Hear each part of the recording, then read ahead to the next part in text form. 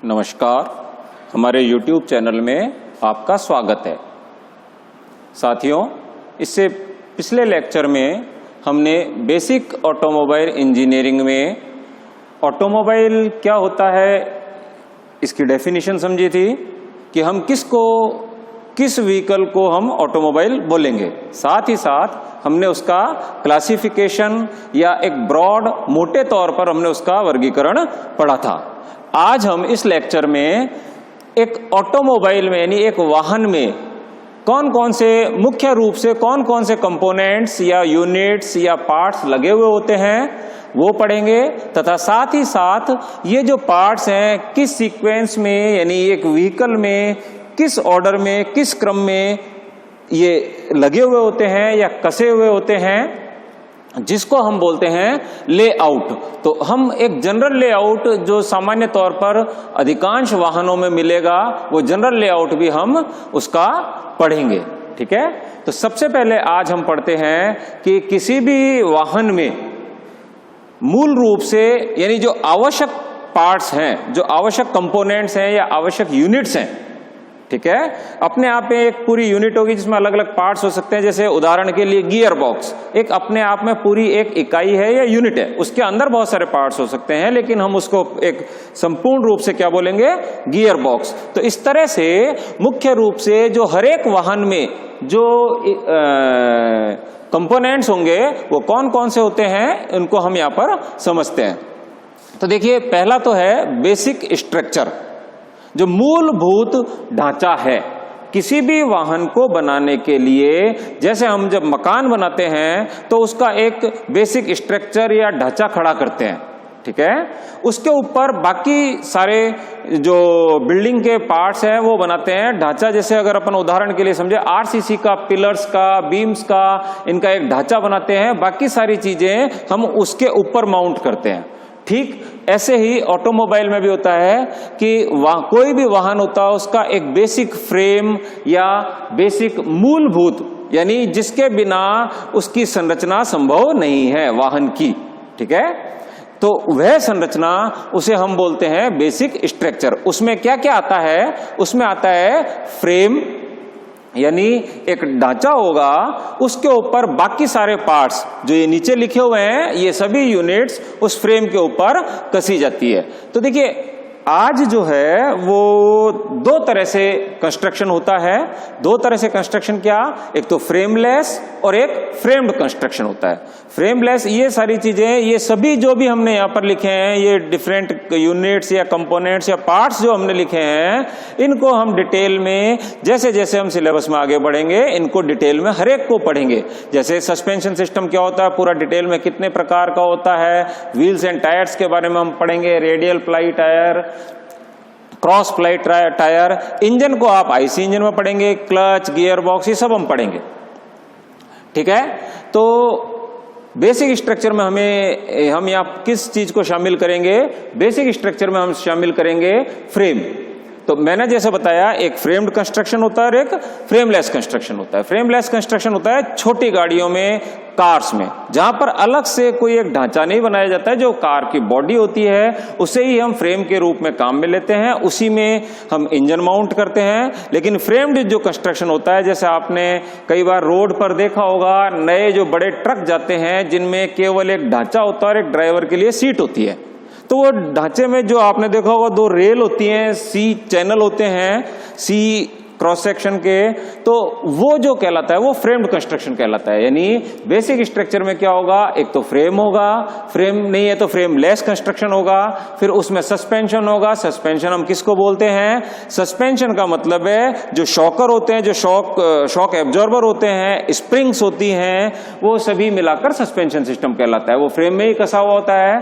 साथ ही साथ एक्सल होती है जिसके ऊपर पहिए और टायर कसे हुए होते हैं। ये पूरा का पूरा मिलाकर बेसिक स्ट्रक्चर होता है। इनके बिना हम किसी भी व्हीकल की या किसी भी वाहन की कल्पना नहीं कर सकते।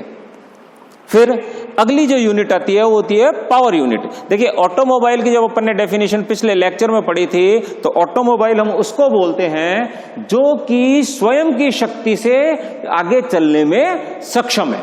तो वो शक्ति कहां से आती है, पावर यूनिट से। तो पावर यूनिट मोटे तौर पर अधिकांश वाहनों में पावर यूनिट जो होती है वो इंजन होती है। ये इंजन चाहे तो पेट्रोल का हो सकता है या ये इंजन डीजल का हो सकता है। आज अगर अपन बात करते हैं तो इलेक्ट्रिक व्हीकल्स भी आ गए हैं, वहां पर इलेक्ट्रिक मोटर भी हो सकती है। ठीक है, तो देखिए पावर आ गई अपने पास, फ्रेम हो गया।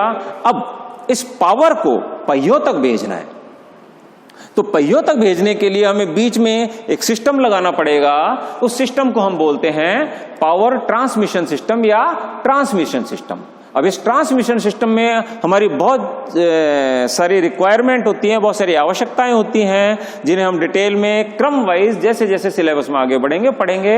तो उन जो ट्रांसमिशन सिस्टम में क्या क्या शामिल किया जाएगा, इंजन के बाद में फ्लाईव्हील इंजन के साथ ही माउंट होता है, इंजन की जो शाफ्ट बाहर आती है उस पर फ्लाईव्हील माउंट होता है। वहां से फिर क्लच होगा, गियर बॉक्स होगा, यूनिवर्सल जॉइंट होंगे, स्लाइडिंग जॉइंट होंगे, प्रोपेलर शाफ्ट होगी, डिफरेंशियल होगा। ये सारे के सारे मिलकर एक साथ एक क्रम में मिलकर पावर को इंजन से पहियों तक पहुंचाते हैं, तभी हमारा वाहन आगे चलता है। तो ये सारी चीजें, इनकी आवश्यक, क्लच की क्या आवश्यकता है, गियर बॉक्स की क्या आवश्यकता है, तथा ये किस क्रम में जुड़े होते हैं, कैसे जुड़े होते हैं, ये सब अपन इसी लेक्चर में जनरल लेआउट में आगे पढ़ेंगे। ठीक है, फिर आता है ऑक्सिलरीज। देखिए अपना वाहन तैयार है, फ्रेम चाहिए, इंजन चाहिए, पावर ट्रांसमिशन चाहिए, इंजन चलेगा, पावर पहिए तक जाएगी और वो चलेगा। लेकिन इसके अलावा भी हमें व्हीकल में बहुत सारी अन्य आवश्यकताएं होती हैं। जैसे वो क्या आवश्यकताएं जिनको अपन ऑक्सिलरीज बोलेंगे, जैसे इलेक्ट्रिकल फिटिंग्स। यदि कार है उसमें लाइटें चाहिए, उसमें म्यूजिक सिस्टम चाहिए, आजकल की जो लग्जरी गाड़ी आती है उसमें चार्जिंग सिस्टम वगैरह सब कुछ चाहिए। ठीक इसी तरह से इंजन को चलाने के लिए हमें बैटरी भी चाहिए, स्टार्टर भी चाहिए, बिजली पैदा करने के लिए, बैटरी को चार्ज करने के लिए ऑल्टरनेटर भी चाहिए। जो अगर पेट्रोल इंजन है तो उसके लिए इग्निशन सिस्टम भी चाहिए, सिग्नल्स, इंडिकेटर्स चाहिए, लेफ्ट टर्न इंडिकेटर्स चाहिए, रात में हेडलाइट जलानी है तो उन सभी के लिए एसी चाहिए। इन सभी, ये सारी आवश्यकताएं हैं जो हमें किसी वाहन में चाहिए। तो ये सभी भी इस किसी भी व्हीकल के मेन कंपोनेंट्स में गिनी जाएंगी। तो इनको भी हम आगे पढ़ेंगे। फिर इसके बाद में आता है, देखिए वाहन तैयार है, वाहन चलेगा, लेकिन उसको कंट्रोल करना भी जरूरी है। कंट्रोल से क्या मतलब है, व्हीकल सड़क पर चल रहा है, उसकी दिशा देनी है, किस दिशा में उसे चलाना है, वो हमारी जैसा हम चाहेंगे उसी दिशा में चलना चाहिए। जब हम चाहें उसको रोक सकें, उसकी गति कम कर सकें, यानी हमें उसको पूर्णतः कंट्रोल व्हीकल का हमारे हाथ में होना चाहिए। तो वो कंट्रोल्स मोटे तौर पर कौन कौन से हैं, स्टीयरिंग सिस्टम जो चलते हुए व्हीकल की दिशा को कंट्रोल करेगा, उसकी गति को कंट्रोल करने के लिए ब्रेक्स होते हैं। तो ये भी मेन कंपोनेंट्स हो गए किसी भी व्हीकल के। अब देखिए एक व्हीकल अपना तैयार है, लेकिन उसमें व्हीकल क्या काम आएगा, व्हीकल काम आएगा या तो पैसेंजर्स को लाने ले जाने के लिए या माल को ढोने के लिए। तो उसके लिए हमें जगह भी चाहिए व्हीकल के अंदर। अभी तक हमने उस जगह को डिस्कस नहीं किया है। तो उस जगह को प्रोवाइड करने के लिए, उस जगह का प्रावधान करने के लिए, या उस जगह को, वो स्पेस उस वाहन में कहां से आए, तो उसके लिए जो भी हम एक संरचना बनाते हैं उसके ऊपर, जैसे आप ट्रकों को देखेंगे तो ट्रक में जो मूलभूत ढांचा कंपनी से बन के आता है, फैक्ट्री से बन के आता है, उसके ऊपर पिलर्स खड़े किए जाते हैं लोहे के, फिर चद्दरें लगाई जाती है, एक स्पेस बनाया जाता है। ठीक इसी प्रकार से बस की बॉडी बनाई जाती है। तो उसके लिए एक ढांचा तैयार किया जाता है, एंगल्स वगैरह लगा के, चैनल्स लगा के एक सुपर स्ट्रक्चर तैयार किया जाता है, जिसको हम बोलते हैं सुपर स्ट्रक्चर। ठीक है, ये क्या काम करता है बेसिकली, सुपर स्ट्रक्चर जैसे अपनी शरीर में हड्डियां हैं, वो अपने शरीर को एक आकृति दे रही है, शेप दे रही है। ठीक है, ठीक इसी प्रकार से, और स्ट्रेंथ भी दे रही है, मजबूती भी दे रही है। ठीक इसी प्रकार से सुपर स्ट्रक्चर होता है, स्टील का बना हुआ होगा, और ये क्या काम आएगा, व्हीकल की बॉडी को आकृति प्रदान करने के लिए, तथा माल और पैसेंजर यात्रियों को बैठने के लिए अंदर जो स्पेस चाहिए, हमें जगह चाहिए, वो प्रदान करता है। ठीक है, तो ये जो सुपर स्ट्रक्चर है बेसिकली जो फ्रेम्ड कंस्ट्रक्शन होता है, जैसा मैंने बताया, आप रोड पे कई बार नया व्हीकल जाता है तो उसमें केवल ड्राइवर के लिए जगह होती है, बाकी सब जो होता है, यानी ये ऊपर की basic structure, power unit, transmission system, auxiliaries और कंट्रोल्स, ये सब उसमें लगे हुए आते हैं, लेकिन बॉडी बनी हुई नहीं आती। तो ये जो सब मिलकर ये क्या कहलाते हैं? चेसिस, CHASSIS, जिसको कॉमन भाषा में चेसिस भी बोलते हैं। ठीक है, तो ये सब मिलकर क्या कहलाते हैं? चेसिस। तो ये जो चेसी है, फैक्ट्री से ये चेसी बनकर निकलती है। हम फ्रेमलेस कंस्ट्रक्शन की बात नहीं कर रहे। फ्रेमलेस कंस्ट्रक्शन जो गाड़ियां, छोटी कारें आती हैं, उसमें वैसी चेसिस नहीं आती। और बाद में अपन ऐसा नहीं करते कि फ्रेम खरीदेंगे या चेसिस खरीदेंगे, फिर उसके ऊपर कहीं किसी वर्कशॉप में जाके उसके ऊपर बॉडी बनवाएंगे, ऐसा नहीं करते। तो कार जो होती है वो फ्रेमलेस कंस्ट्रक्शन होता है। तो सुपर स्ट्रक्चर की आवश्यकता कहां होती है? जो फ्रेम्ड कंस्ट्रक्शन होता है, यानी बसेज, ट्रक, उनमें सब में हम सुपर स्ट्रक्चर पहले बनाना पड़ता है, फिर बॉडी बनानी पड़ती है। कहने का मतलब क्या है? ये जो 5 चीजें हैं, 1 2 3 4 5, ये मिलकर कहलाती हैं चेसी। फिर उसके बाद में हमें उसके ऊपर बॉडी का निर्माण कराना होता है, उसके लिए आवश्यकता होती है सुपर स्ट्रक्चर की। ठीक है, तो अभी अपन ने देखा कि किसी भी ऑटोमोबाइल में, किसी भी व्हीकल में, किसी भी वाहन में जो मुख्य मुख्य भाग कौन कौन से होते हैं और मुख्य मुख्य पार्ट्स कौन से होते हैं, वो मैंने बताया आपको। Basic structure, power unit, transmission system, auxiliaries यानी अन्य आवश्यकता की पार्ट्स, जो कि उस व्हीकल को हमारे लिए कंफर्टेबल या आरामदायक बनाते हैं, सुरक्षित बनाते हैं, वो सारे पार्ट्स। ठीक है, इसके बाद में कंट्रोल सिस्टम, फिर बॉडी बनाने के लिए सुपर स्ट्रक्चर। फिर मैं थोड़ा जोर देकर कह रहा हूं, सुपर स्ट्रक्चर की आवश्यकता वहां पर होती है जहां पर कि हम फ्रेम्ड चेसी का यूज करते हैं। ठीक है, तो अब हम आगे पढ़ेंगे general layout of A vehicle. इसमें हम पढ़ेंगे कि ये जो चीजें हैं ये किस क्रम में लगी हुई होती हैं तथा इनका क्या क्या प्रयोग है।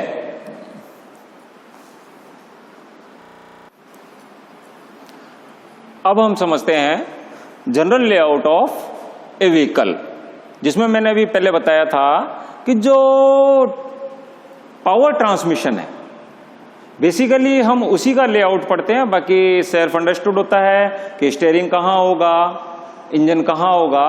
तो मोटे तौर पर हम जनरल लेआउट में यही पढ़ते हैं कि जो ट्रांसमिशन लाइन है पूरी, इसमें अलग अलग पार्ट्स किस क्रम में जुड़े हुए होते हैं तथा इनकी क्या उपयोगिता है, क्या पर्पज है, हमने इनको क्यों लगाया है। ठीक है, हर एक का अपना एक महत्व है। अर्थात यदि मैं इस स्लाइडिंग जॉइंट को हटा दूं इसमें से, मैं ये मानूं कि अनावश्यक रूप से लगाया गया है, तो ये सिस्टम कार्य नहीं करेगा या फेल हो जाएगा या टूट जाएगा। ठीक है, तो देखिए ये जो मैंने जो लेआउट बनाया है ये कन्वेंशनल लेआउट है। कन्वेंशनल का मतलब ऐसा व्हीकल जिसमें इंजन, फ्रंट इंजन है, फ्रंट माउंटेड इंजन है, तथा पावर जो है रियर व्हील्स को जा रही है। यानी ये कौन सा ड्राइव है? रियर व्हील ड्राइव है। सामान्य तौर पर यदि अपन छोटी गाड़ियां यानी कार्स को छोड़ दें तो सभी में यही लेआउट अपने को मिलेगा।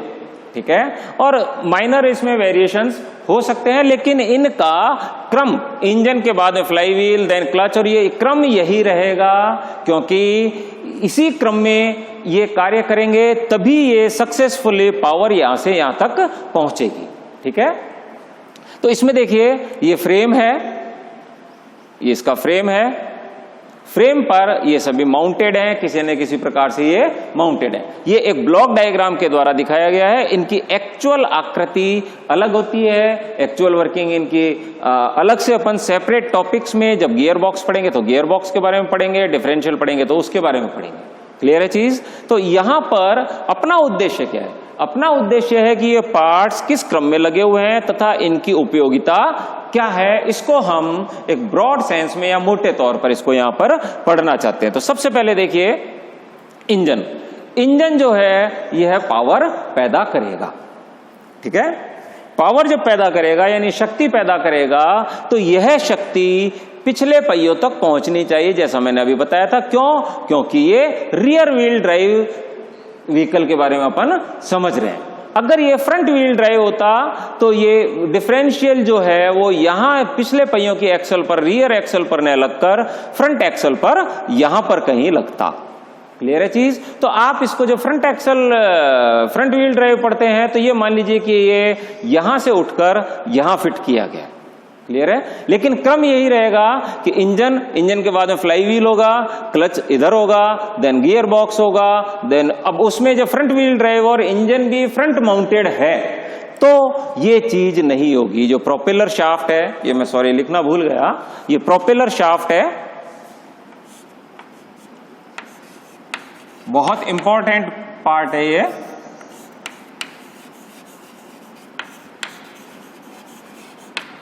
ठीक है, तो प्रोपेलर शाफ्ट की आवश्यकता नहीं पड़ेगी, डिटेल में अपन इसको बाद में डिस्कस करेंगे। तो देखिए, इंजन से पावर पैदा हुई तो सबसे पहले किसको जाती है? फ्लाई व्हील को। फ्लाई व्हील क्यों लगाया गया है इसमें? यदि ये गैस टरबाइन होता या कौन होता, इंजन की जगह पर क्या होता, गैस टरबाइन होता या बिजली की मोटर होती, तो हमें फ्लाई व्हील की आवश्यकता नहीं होती। फ्लाई व्हील को हम थ्योरी ऑफ मशीन में भी पढ़ेंगे तो, या मशीन डिजाइन में भी पढ़ते हैं, फ्लाई व्हील की आवश्यकता क्यों होती है। फ्लाई व्हील क्या होता है? एक एनर्जी का रिजर्वायर या एक बैंक की तरह काम करता है। क्यों? क्योंकि इंजन की कार्यप्रणाली इस प्रकार की है कि इंजन से हमें लगातार पावर नहीं मिलती। ये हम आईसी इंजन में डिटेल में पढ़ेंगे, थोड़ा सा मैं ब्रीफ में बता देता हूं कि इंजन में क्या होता है। इंजन में जब 4 स्ट्रोक और 2 स्ट्रोक, मैंने मेरे पिछले लेक्चर में भी थोड़ा सा डिस्कस किया था कि ये सिलेंडर है, सिलेंडर में ये पिस्टन है, पिस्टन जब नीचे जाता है तो एक स्ट्रोक कहलाता है, फिर वापस आता है तो दूसरा स्ट्रोक, फिर नीचे आता है तीसरा स्ट्रोक, फिर वापस ऊपर जाता है तो चौथा स्ट्रोक। इस तरह से ये चलता है। और जब ये 2 बार, यानी एक बार नीचे आता है और वापस ऊपर जाता है, तो यदि एक बार पेट्रोल जलता है तो हम बोलते हैं 2 स्ट्रोक इंजन। और यदि नीचे गया, वापस ऊपर गया, फिर नीचे आया, फिर ऊपर गया, यानी क्रैंक ने, यानी इसके क्रैंक शाफ्ट ने कितने चक्कर लगा लिए? यदि 4 स्ट्रोक है तो 2 चक्कर, तो 2 चक्कर में एक चौथाई चक्कर, 2 चक्कर चलने पर 1/4 चक्कर में ही पावर मिल रही है, यानी बाकी चक्कर में हमें कोई पावर नहीं मिल रही। तो अगर ये फ्लाई व्हील नहीं होता तो हमें इंजन से पावर झटकों में मिलती। जिस स्ट्रोक में पेट्रोल जलता है और प्रेशर बनता है और वो झटके से नीचे आता है, उसी समय में पावर मिलती है, बाकी समय पर ये पावर खर्च करता है, यानी खाता है। तो हमें कैसे चलना होता है? जैसे यूं चले, तेज चले, फिर धीरे चले, फिर तेज चले, तो ऐसे झटकों में चलता है। तो जो जर्नी होगी, यात्रा होगी, वो कंफर्टेबल नहीं होगी।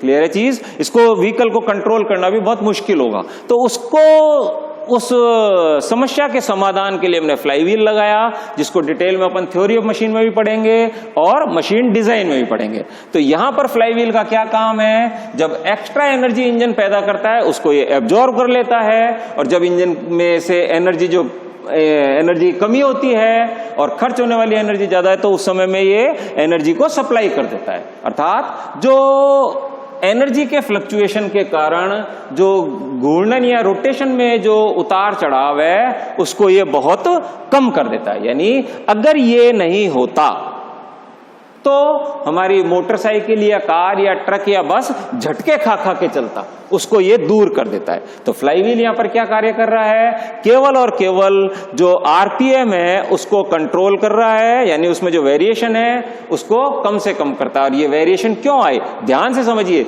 ये इस व्हीकल पर लोड के कारण, भार के कारण नहीं आए।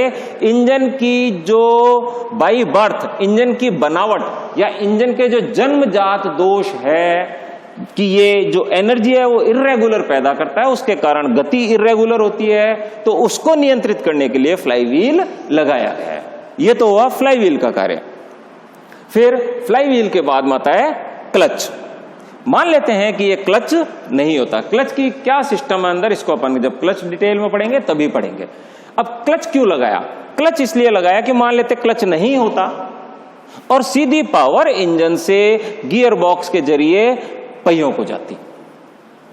अब मान लेते हैं हमें अचानक ब्रेक लगाना पड़ा, गाड़ी को रोकना है, तो हमने ब्रेक लगाया तो पहिए रुके तो गियर बॉक्स में जो भी कुछ अंदर घूम रहा था वो रुका, तो अंत में जाके कौन रुकेगा?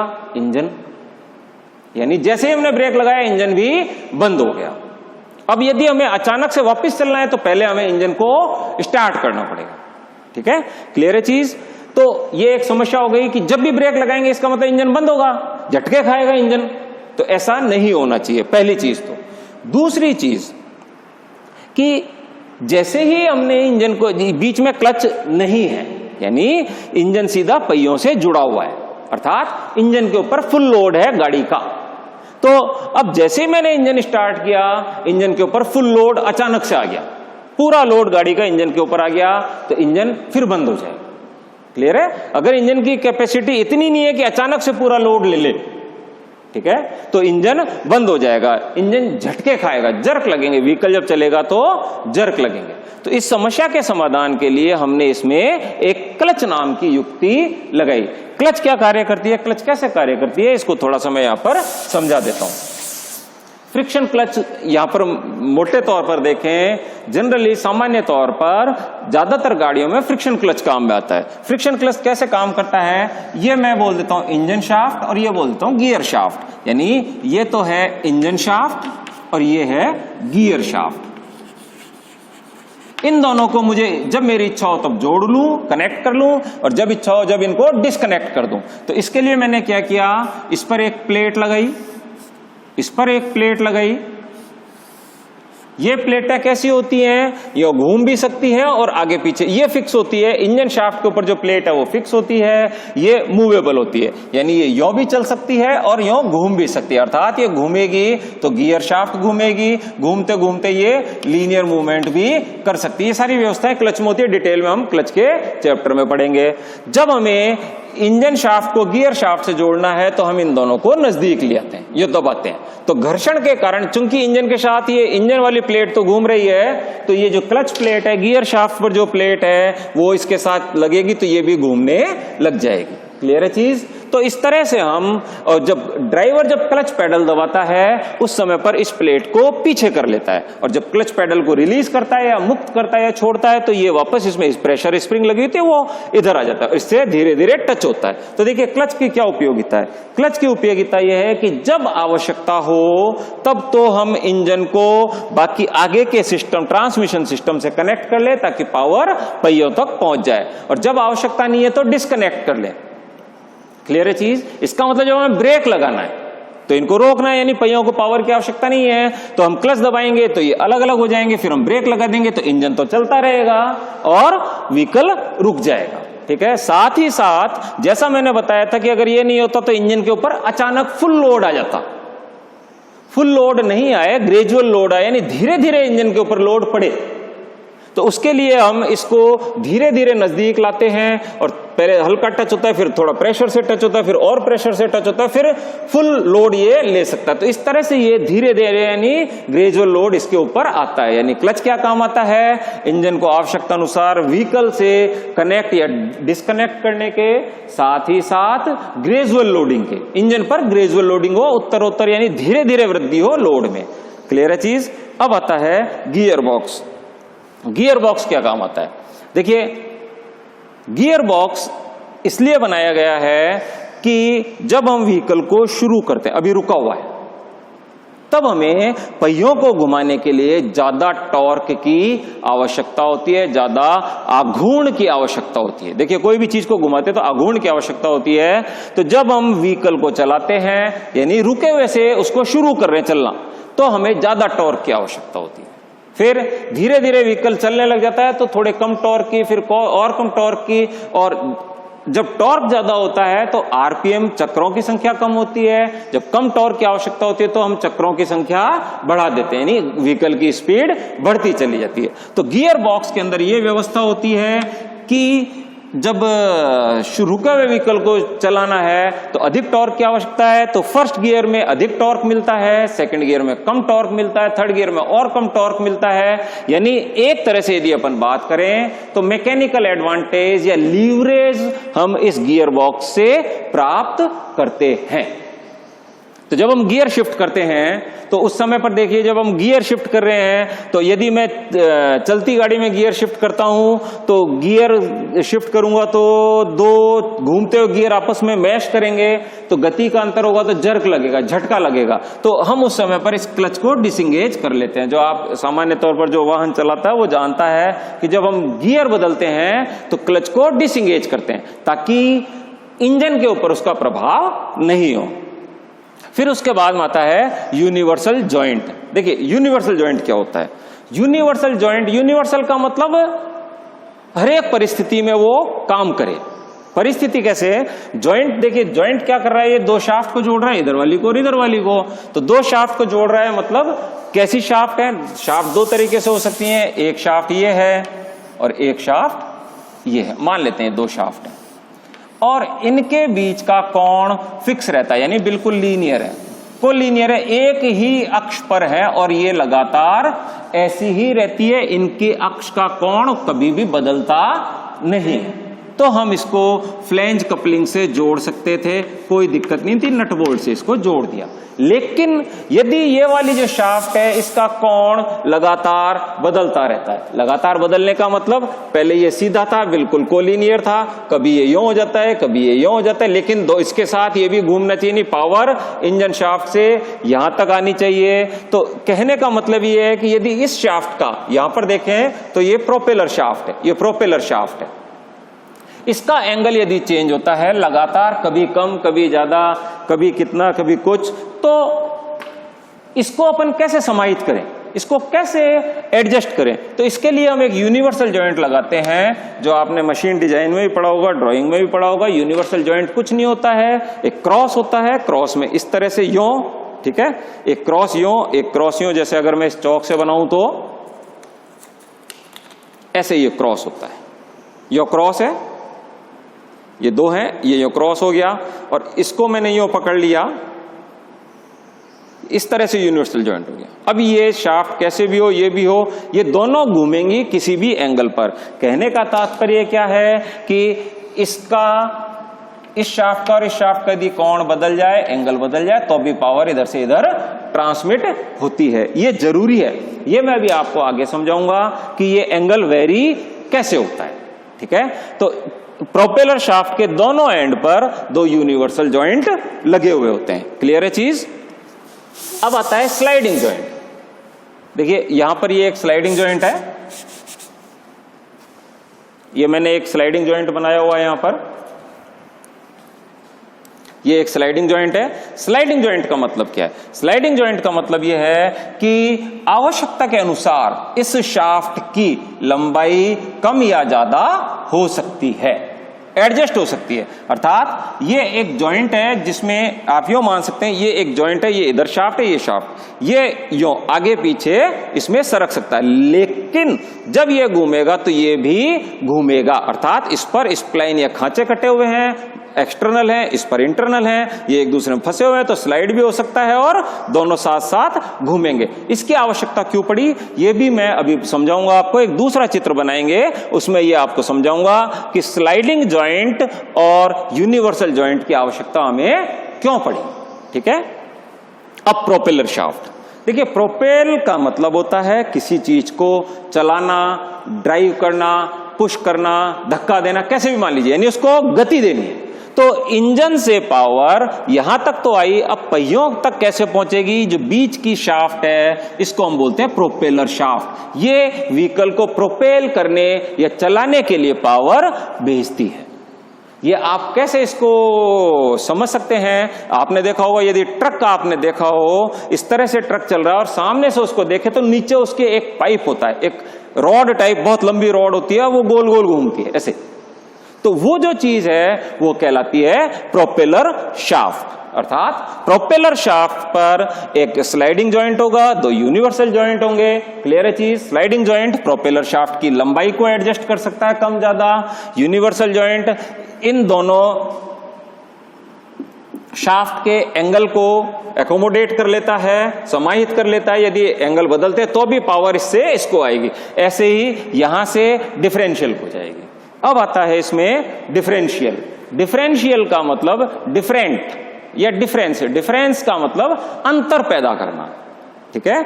इसकी आवश्यकता क्यों है, इसको भी अपन अब समझेंगे। तो देखिए ये फिगर आपको, फिर डिफरेंशियल से देखिए, डिफरेंशियल तक तो पावर आ रही है इस दिशा में, फिर पावर हो गई 90 डिग्री पर। तो डिफरेंशियल का क्या कार्य है? एक तो पावर को 90 डिग्री पर दिशा परिवर्तित कर देता है, 90 डिग्री पर इसकी दिशा परिवर्तित कर देता है। सामान्य तौर पर जहां भी हमें पावर 90 डिग्री पर एक शाफ्ट है और दूसरी शाफ्ट है, 90 डिग्री पर उसको दिशा परिवर्तित करनी है तो हम बेवेल गियर्स का यूज करते हैं। ऐसे जो तिरछे कोनिकल जो गियर्स होते हैं इनका यूज करते हैं ऐसे।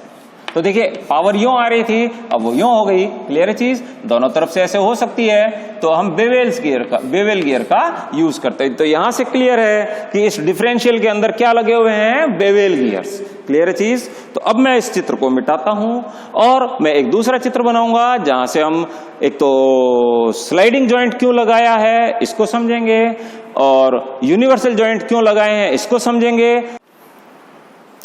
तो देखिए इस चित्र के द्वारा हम ये समझते हैं कि हमने यूनिवर्सल जॉइंट और स्लाइडिंग जॉइंट क्यों लगाए। तो देखिए ये चित्र कैसे है पहले इसको समझिए। व्हीकल ऐसे चल रहा है यो, ठीक है? तो ये फ्रंट हो गया व्हीकल का और ये रियर बैक साइड हो गई। व्हीकल यूं चल रहा है और हम इसको सामने से देख रहे हैं। तो ये इंजन है, क्लच है, गियर बॉक्स है, यूनिवर्सल जॉइंट है, स्लाइडिंग जॉइंट है, यूनिवर्सल जॉइंट है और ये डिफरेंशियल है। ये दो पहिए हैं इस तरह से, ये दो आगे के पहिए और दो पीछे के पहिए और ये जो दिखाई ये स्प्रिंग है यानी सस्पेंशन सिस्टम है। अब सवाल ये है कि ये यूनिवर्सल जॉइंट क्या काम आता है, पहले हम इसको समझते हैं। मान लेते हैं कि इस पहिए के नीचे स्पीड ब्रेकर या कोई पत्थर आ गया। जब कोई पत्थर आ गया तो ये पहिया, चूंकि इसमें शॉक एब्जॉर्बर है, स्प्रिंग है, तो स्प्रिंग दबेगी, ये पहिया ऊपर उठेगा। ध्यान रखिएगा पहिया ऊपर नीचे उठता है, केवल ये पहिए ऊपर नीचे उठते हैं, कभी भी यों नहीं चलते, केवल वर्टिकल डायरेक्शन में ऊपर नीचे उठते हैं। क्लियर है चीज? तो जब ये ऊपर उठेगा तो अब आप देखिए अगर मैं यहां से यहां तक, पहले तो ये देखिए कि यूनिवर्सल जॉइंट पहले मान लेते हैं ये 30 डिग्री कोण था, 1 मिनट मान लेते हैं अपन। अब जब ये बम्प आया या स्पीड ब्रेकर आया तो ये कोण घटकर रह गया 28 डिग्री। और अगर यहां पर एक मजबूत जोड़ होता, हमने नट बोल्ट से इसको कस दिया, तो क्या ये घूम पाता? फ्लेक्सिबिलिटी या लचीलापन होता? नहीं होता। तो ये शाफ्ट टूट जाती, बेंड हो जाती या अन्य यांत्रिक समस्याएं पैदा हो सकती थी। लेकिन यूनिवर्सल जॉइंट क्या होता है मैंने आपको बताया।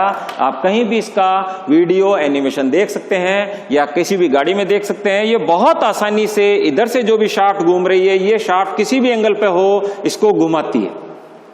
ठीक है? तो यूनिवर्सल जॉइंट ये जो स्पीड ब्रेकर या गड्ढे आने के कारण ये जो प्रोपेलर शाफ्ट का एंगल चेंज होता है, इसको ये एकोमोडेट कर लेता है या समाहित कर ले, यानी कह लीजिए इसके अनुसार एडजस्ट करके पावर को लगातार ट्रांसमिट करता रहता है। ये तो हुआ यूनिवर्सल जॉइंट, दो लगाते हैं, एक यहां पर और एक यहां पर। इसके बाद में आता है ये हमने स्लाइडिंग जॉइंट क्यों लगाया, इसका मैं अलग से चित्र बनाता हूं। देखिए ये और ये दूरी फिक्स रहेगी, बिल्कुल फिक्स रहेगी। क्लियर है चीज? और ये दूरी स्पीड ब्रेकर या गड्ढे के हिसाब से कम या ज्यादा होगी। तो यदि मैं ये त्रिभुज बनाता हूं, ये दूरी फिक्स है, ये दूरी एडजस्ट होगी। और अगर ये दूरी किसकी है? ये दूरी प्रोपेलर शाफ्ट की है। अगर मैं इसको भी फिक्स कर दूं, यानी ये मान लेते हैं, एक अंदाज से मान लेते हैं ये 1.5 मीटर है। क्लियर है चीज? और ये मान लेते हैं ये 1.6 मीटर है। तो अगर ये दोनों ही फिक्स है तो क्या ये वेरिएबल हो सकती है? नहीं हो सकती, क्योंकि ये त्रिभुज बन गया। इसका चूंकि स्पीड ब्रेकर आते हैं या शॉकर है, शॉक एब्जॉर्बर है, सस्पेंशन सिस्टम है जो लचीला होता है, ये लंबाई कम ज्यादा होती है। जब ये कम ज्यादा होगी, इतनी हो गई, तो देखिए ये ए, ये बी, प्रोपेलर शाफ्ट है, बी लंबी है, ए छोटी है। क्या ऐसा संभव है? अगर ये फिक्स होती, इसकी लंबाई फिक्स होती, तो इसको छोटा करने के लिए या तो ये बेंड हो जाती या टूट जाती, कोई ना कोई समस्या पैदा हो जाती। और ये लगातार चलता है। जब सड़क पर चलते, कभी गड्ढे आते हैं, कभी बम्प आता है, तो ये लगातार चलता है। तो इस लंबाई में एडजस्टमेंट लगातार होता रहे, इसके लिए हम यहां पर एक स्लाइडिंग जॉइंट देते हैं। मैंने आपको बताया स्लाइडिंग जॉइंट कुछ नहीं होता है, इधर एक शाफ्ट होती है, दूसरी शाफ्ट ये होती है, इस पर एक्सटर्नल बाहर की तरफ खांचे कटे होते हैं, इसमें अंदर की तरफ खांचे एक दूसरे में फंसे हुए होते हैं। ये घूमेगी तो ये भी घूमेगी, लेकिन ये लंबाई में परिवर्तन हो सकता है।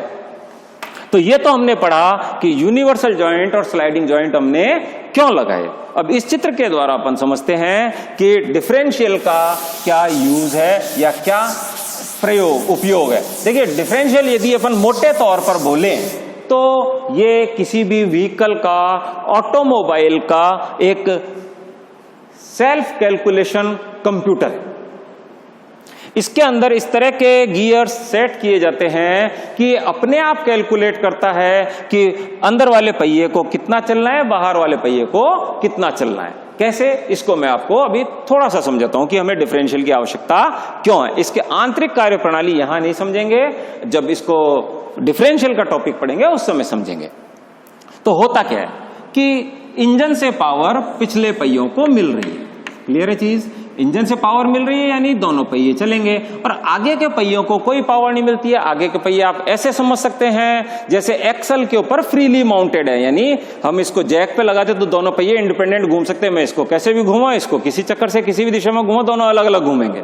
लेकिन चूंकि ये इंजन से पावर आ रही है तो ये दोनों एक दूसरे से कनेक्टेड हैं, इसलिए ये एक दूसरे के सापेक्ष एक निश्चित नियम के अनुसार ही गति करेंगे। तो जब ये व्हीकल सीधा चल रहा है बिल्कुल, तब तो ये दोनों पहिए एक समान गति करेंगे। लेकिन मान लेते हैं टर्न ले रहा है। अब ये चित्र कैसे बनाया है? ये चित्र यो इस तरह से व्हीकल टर्न ले रहा है, यानी टर्निंग टुवर्ड्स लेफ्ट की तरफ टर्न ले रहा है। और व्हीकल को देख किधर से रहे हैं? ऊपर से, यानी व्हीकल ऐसे चल रहा है, व्हीकल ऐसे चल रहा है और इसको ऊपर से देख रहे हैं यहां से, तब ये चित्र बना। तो देखिए चित्र से बिल्कुल क्लियर है कि आगे के पहियों को अपन कोई डिस्कशन नहीं करते हैं। क्यों? क्योंकि ये फ्रीली माउंटेड है, जैसे साइकिल का अगला पहिया। साइकिल के अगले पहिए पर किसी भी तरह की पावर नहीं जाती है। अपन साइकिल को थोड़ा ऊंचा उठा लें जमीन से और पहिए को घुमाएं, फ्रीली घूमता है। ठीक है, तो ये दोनों अपने अपने हिसाब से घूम सकते हैं। पिछले पहियों का क्या है, इसको समझते हैं। तो देखिए जब व्हीकल टर्न कर रहा है तो अंदर वाले पहिए यानी लेफ्ट साइड वाले पहिए, आगे का चाहे पीछे का, ठीक है, और बाहर वाले पहिए, दोनों को अलग अलग दूरी तय करनी पड़ती है। अगर मैं व्हीकल मान लेते यहां पर था फिर यहां आ गया, तो पिछला पहिया यहां से यहां आया, कौन सा? अंदर वाला। तो अंदर वाला पहिया इतना चला और बाहर वाला पिछला पहिया इतना चला। कौन सा ज्यादा चला? बाहर वाला।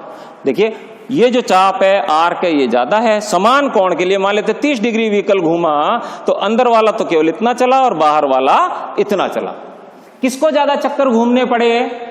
कि समय तो बराबर है। मान लेते 30 डिग्री कोण में यहां से यहां तक 2 सेकंड लगते, तो इसको यहां से यहां तक कितने समय लगेगा? 2 सेकंड।